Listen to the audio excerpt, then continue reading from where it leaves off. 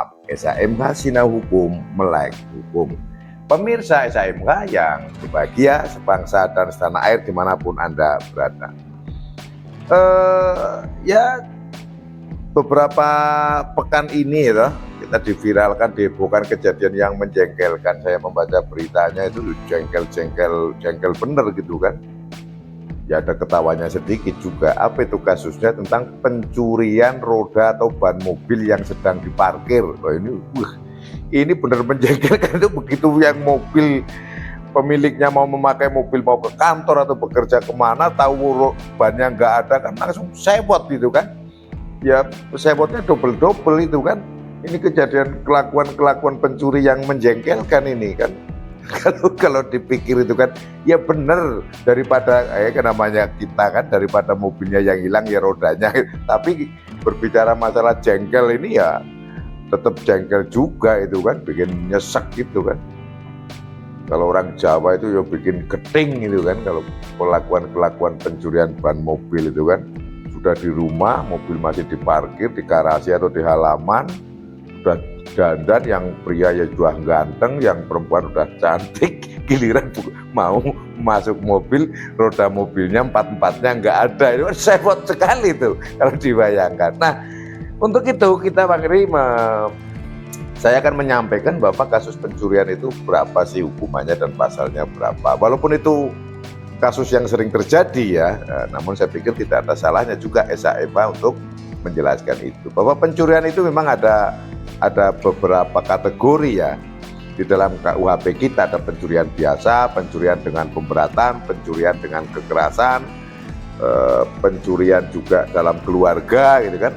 Namun kalau pencurian ban itu kan tidak masuk di, kayaknya nggak pakai kekerasan juga gitu kan, tidak masuk juga di pencurian dalam keluarga. Maka pasal apa atau yang kira-kira tepat dan berapa atau ancaman hukumannya, saya pikir juga agar kita semua paham gitu kan.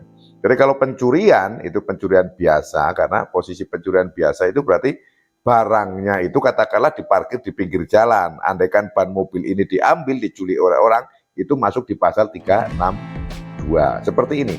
Barang siapa mengambil barang sesuatu yang seluruhnya atau sebagian kepunyaan orang lain dengan maksud untuk dimiliki secara melawan hukum, diancam karena pencurian dengan pidana penjara paling lama 5 tahun atau denda paling banyak Rp900.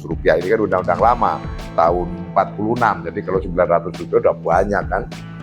Jadi pencurian seperti ini dilakukan sendiri kepada atas sebuah barang, yang barang itu ya tidak di dalam rumah, tidak di dalam halaman yang tertutup, tidak menggunakan metode pakai memanjat, merusak, kan seperti itu.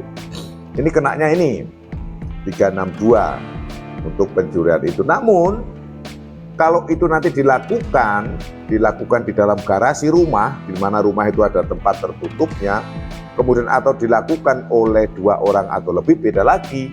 Bukan dikenakan pasal 362, namun dikenakan pasal 363 KUHP.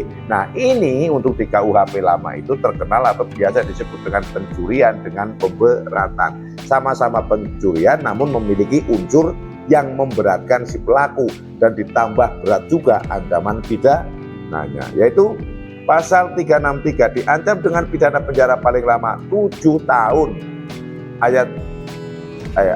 Angka 1 ayat 1 diancam dengan pidana penjara paling lama 7 tahun, titik 2 angka 1 pencurian ternak, ini bukan berarti kan.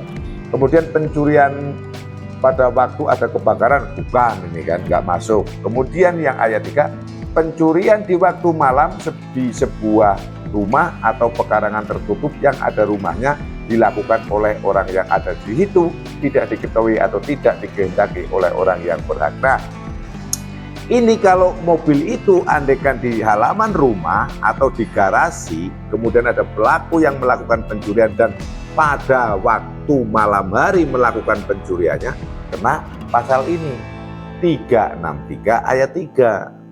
Itu kalau posisinya melakukannya sendiri.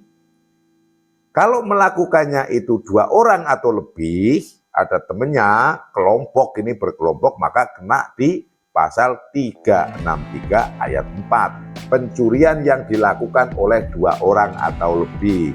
Jadi bisa jadi kalau yang di garasi tadi kok dilakukan oleh 3 orang, maka kenanya pasal 363 ayat 1 angka 3 dan angka 4. Diterapkan semua. Ya katakanlah secara bahasanya itu pasal berlapis ya, atau dikumulatifkan.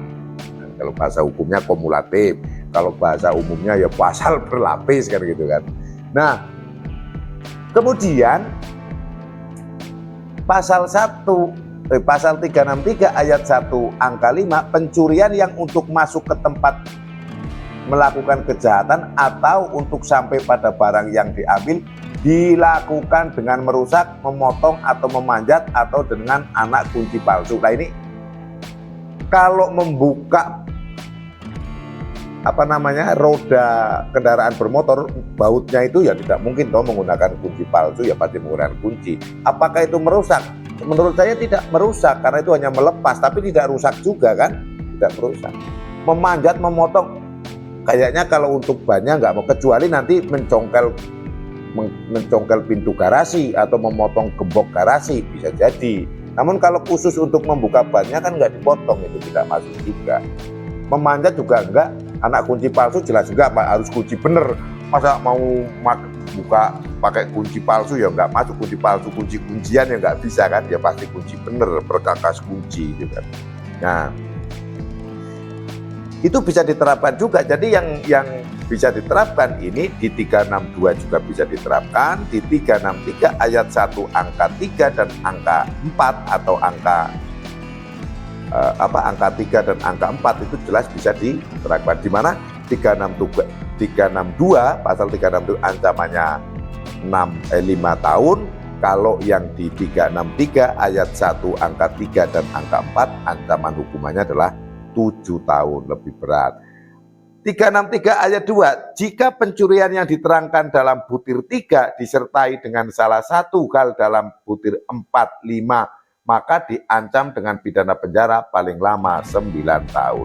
Butir 3. Jadi kalau yang tadi ayat 3 pasal 363 ayat 1 kemudian angka 3, kemudian ternyata pelakunya kok dilakukan oleh 2 orang atau lebih, maka lebih panjang lagi hukumannya, yaitu 9 tahun.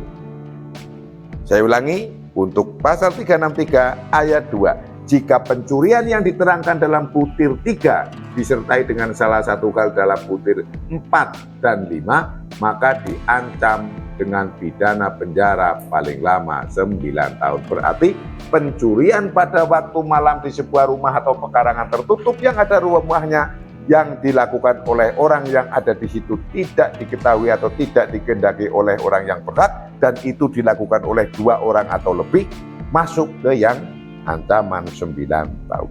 Cukup banyak ya, karena menjengkelkan tadi. Jadi wajar ini kalau ancaman hukumannya 9 tahun. 9 tahun dituntut 8 tahun, kemudian divonis separuhnya 4 tahun, sudah cukup lumayan, cukup lama. Ya saya pikir bisa ketebus juga ini kan, rasa dongkolnya korban. Ini saya bisa memaklumi bagaimana rasa dongkolnya korban. Ya itu tadi saya bayangkan pagi-pagi udah mandi, udah dandan, pakai baju, pakai jas dasi, yang cewek atau ibu-ibu atau mak-mak udah pakai baju komplit itu cantik, mencet remote mobilnya juga bunyi kwek-pok kan gitu. Begitu dilihat roda mobilnya hilang semua kan, kacau, nggak usah diulangi semua, hilang 2 aja udah pusing gitu kan. Kalau hilang 1 masih ada ban serep ya kan, apalagi kalau 4-4-nya hilang, gimana nggak jengkel kan, gondok pasti. Nah itu yang bisa saya sampaikan pada video kali ini terkait ancaman pidana bagi pencurian ban mobil yang sedang diparkir. Semoga bermanfaat.